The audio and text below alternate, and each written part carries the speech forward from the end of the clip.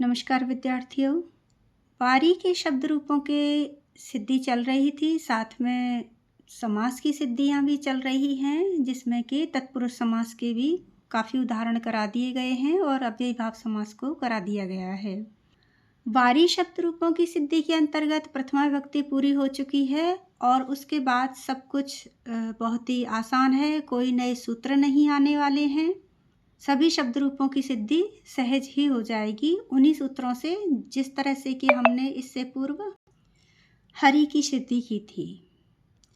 केवल आपको प्रथमा विभक्ति को ही देखना समझना होता है। बिल्कुल उसी तरह से द्वितीया विभक्ति हो जाएगी और उसके बाद कोई सिद्धि प्रक्रिया विशेष नहीं है, हरि के रूपों की तरह आप कर सकते हैं। क्योंकि नपुंसक लिंग में पहली और दूसरी विभक्ति के जो रूप होते हैं वो बिल्कुल एक जैसे होते हैं। जैसे देखिए, वार, वारिणी, वारिणी, वार, वारिणी, वारिणी, तो इनकी सिद्धि भी बिल्कुल एक जैसे होती है। बेशक इनमें प्रत्यय अलग अलग लगाए जाते हैं, पर उन प्रत्ययों से भी कोई फर्क नहीं पड़ता। जिन सूत्रों से प्रथमा विभक्ति को सिद्ध किया था उन्हीं सूत्रों से द्वितीय विभक्ति भी सिद्ध हो जाती है। जैसे प्रथमा विभक्ति का एक वचन वारी बना और उसमें सु प्रत्यय लगा। द्वितीय विभक्ति का एक वचन भी वारी बना किंतु उसमें अम प्रत्यय लगा, और इन दोनों का ही लोप करने से वारी शब्द सिद्ध हो जाएगा। इन दोनों का ही लोप केवल एक सूत्र से ही हो जाएगा। यदि आप प्रथमा विभक्ति का एक वचन बनाना है, सिद्ध करना है, तो प्रक्रिया वही अपनानी है कि मूल शब्द वारी लिया, जिसमें कि प्रातिपदिक संज्ञा करनी होगी हमें, अर्थवत धातु प्रत्यय प्रातिपदिकम सूत्र से प्रातिपदिक संज्ञा हो गई। प्रातिपदिक संज्ञा होने के बाद स्वउजस से 21 प्रत्यय का आगम हो गया। उस स्थिति में द्वैकय और द्विवचनी एक वचने सूत्र से प्रथमा विभक्ति एक वचन की विवक्षा में हमने सु लगाया था। अब यहाँ द्वितीय विभक्ति एक वचन की विवक्षा में अम लगा रहे हैं। अब सु लगाओ या अम लगाओ, सूत्र एक ही लगेगा दोनों में। तो इस स्थिति में स्वमोर नपुंसकात इस सूत्र से अम का लोप हो गया, क्योंकि जब हमने सिद्ध की थी प्रथमा विभक्ति तब सु का लोप भी हमने इसी सूत्र से किया था। स्वमोर नपुंसकात इस सूत्र से लोप होकर प्रथमा और द्वितीय दोनों का ही वारी शब्द एक वचन सिद्ध हो जाता है। अब आ जाते हैं द्वितीय विभक्ति के द्विवचन पर। वो क्या है? वारिणी, और वारिणी ही प्रथमा विभक्ति का द्विवचन भी था। प्रक्रिया वही, मूल शब्द केवल वारी लिया, वारी में अर्थवत धातुर अप्रत्यय प्रातिपदिकम सूत्र से प्रातिपदिक संज्ञा करने के बाद स्वउजस से 21 प्रत्यय का आगम हुआ। उस स्थिति में द्वैकय और द्विवचनी एक वचने सूत्र से, यानी कि दो की विवक्षा में हमें द्विवचन का प्रत्यय लेना है और एक वचन की विवक्षा में एक वचन का प्रत्यय लेना है, क्योंकि सु औजस अम और स्वउजस हमने जो बताया सूत्र वो यही तो है। तो खैर समझाने की आवश्यकता नहीं है, इतने सारे शब्दों की सिद्धि करा दी है, इतने वीडियो बनाए हैं, तो उनमें ये प्रत्यय तो आपको याद हो ही गया होगा। ये सूत्र तो सु औजस, और उसे इसी तरह से खोलकर सातों व्यक्ति तीन वचनों में लिखते हैं।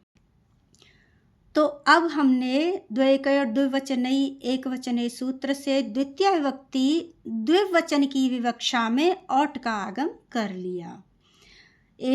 प्रथमा विभक्ति के द्विवचन में औ का आगम किया था और द्वितीय विभक्ति के द्विवचन में औट का आगम कर लिया।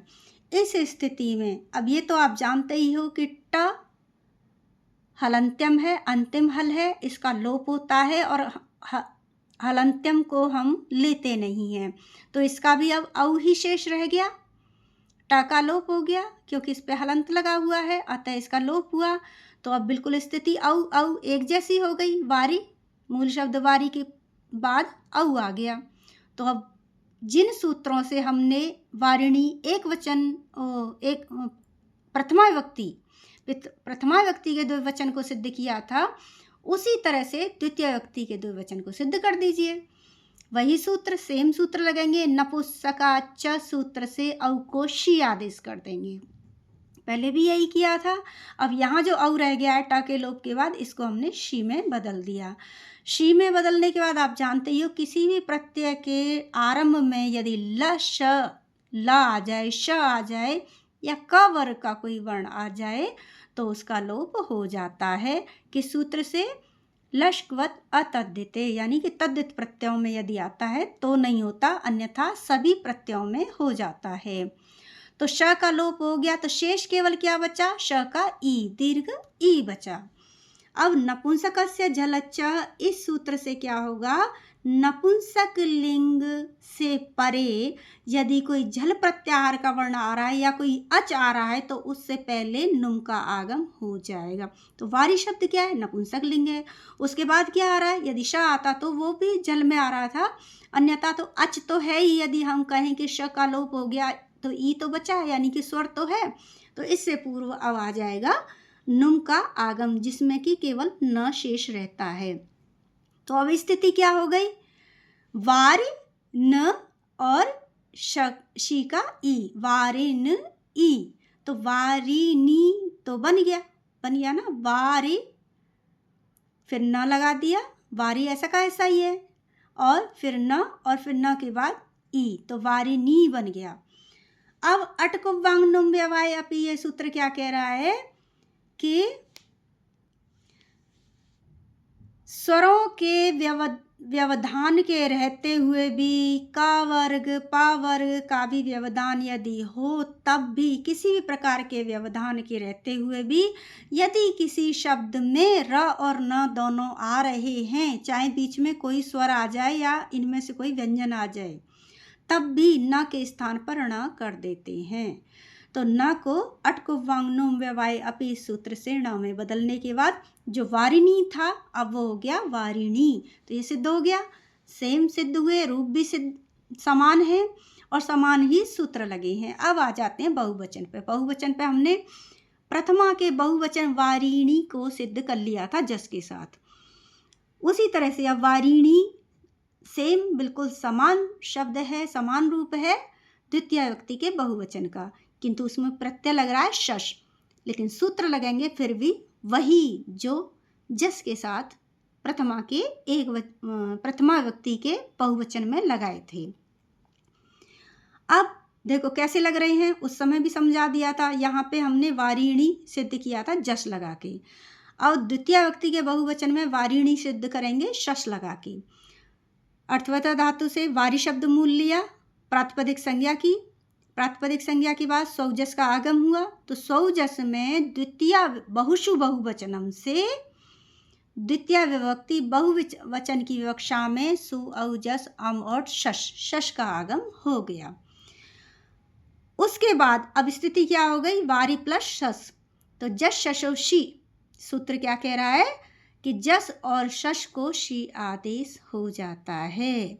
तो जस और शश को हमने शी आदेश कर दिया। तो अब शस तो हट गया, अब क्या हो गया? वारी प्लस शी।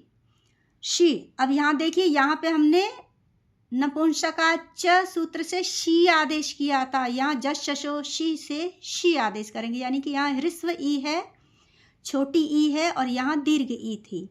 ठीक है, उसके बाद वही लश्कवत अतत्व से किसी प्रत्यय के आरंभ में यदि ल श या क वर्ग का कोई वर्ण आ जाता है तो उसका लोप हो जाता है, तो हमने श को लोप करा, शेष केवल ई रह गया।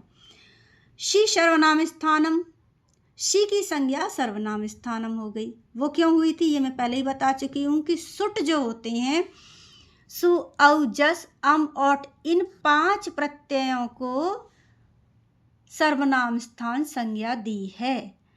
लेकिन यदि किसी प्रत्यय के स्थान पर शी आदेश हो जाता है तो उसको भी सर्वनाम स्थानक ही मानते हैं। अब ये 5 होने चाहिए, लेकिन जस को शी किया था तो जस तो ऐसे भी सर्वनाम स्थानक था, किंतु यदि शश के स्थान पर भी शी हो रहा है तो अब शश भी सर्वनाम स्थानक हो गया। एक्चुअली वो शश नहीं हुआ है, वो शी हुआ है, क्योंकि शश को पहले हमने शी किया, शी होने पर वो सर्वनाम स्थानक हो गया। तो शी सर्वनाम स्थानम से फिर क्या होता है? नुम का आगम हो जाता है। कहने का भाव ये है कि यदि सर्वनाम स्थानक प्रत्यय परे में हो तो उससे पूर्व नुम को का आगम कर लेंगे। तो क्योंकि शी सर्वनाम स्थानक था तो शी का ही ई बचा था, अतः इस शी से पहले या फिर कहें कि ई से पहले हम नुम का आगम कर लेंगे। नुम में क्या शेष रहता है? केवल न शेष रहता है, क्योंकि ऊ का और म का, म तो हलंत्यम है ही, और ऊ को क्योंकि सु में भी नहीं लिया है इसलिए केवल स शेष रहता है, अतः यहाँ भी केवल न शेष रहेगा। स्थिति क्या हो गई? वारी और शी का ई बचा है और सर्वनाम स्थानक शी का ई परे होने से न का आगम हो गया, तो वारिणी ये हो गया वारिणी। सर्वनाम स्थाने चा संबुद्धौ, ये सूत्र कह रहा है कि सर्वनाम स्थानक प्रत्यय परे रहते उपदा को दीर्घ हो जाता है, संबोधन में ऐसा नहीं होता। असंबुद्ध यानी संबोधन को छोड़ करके। तो उपदा क्या है, किसे कहते हैं, ये मैं बहुत सारे वीडियो में बता चुकी हूँ, फिर से बता रही हूँ। किसी भी शब्द के अंतिम व्यंजन से पहले का जो स्वर होता है उसे हम उपदा कहते हैं। तो यहाँ हो गया, इसको एक साथ लिखोगे तो क्या हो रहा है? वारिणी। अंतिम व्यंजन क्या है इसमें? पीछे स्वर है, इससे पहले न है। न की उपदा क्या होगी? मैंने कहा कि अंतिम व्यंजन से पूर्व का जो स्वर होगा उसे हम उपदा कहते हैं। तो इससे पूर्व क्या है? ई, जो र के बाद जो ई आ रहा है, वार ई नी ई, ये हो गया ना। तो वार नी में न से पूर्व जो स्वर है वो है ई। ध्यान रखना, र नहीं है, ई है। र पहले है, वार प्लस ई बन के वारी बना है। तो इस ई को दीर्घ कर देंगे किस सूत्र से? सर्वनाम स्थाने चा संबुद्धौ सूत्र से। वारिन यानी न की उपदा ई को, वारी के ई को दीर्घ कर देंगे, तो ये क्या हो गया? वारिनी हो गया। वारिनी होने के बाद, उपदा को दीर्घ होने के बाद फिर क्या है? अट कुव्वांग नुम व्यवाये अपि, वही सूत्र जो यहाँ लग से क्या करेंगे? न को ण में बदल देंगे और शब्द क्या सिद्ध हो जाएगा? फिर न को यदि ण बना देंगे तो वारिणी।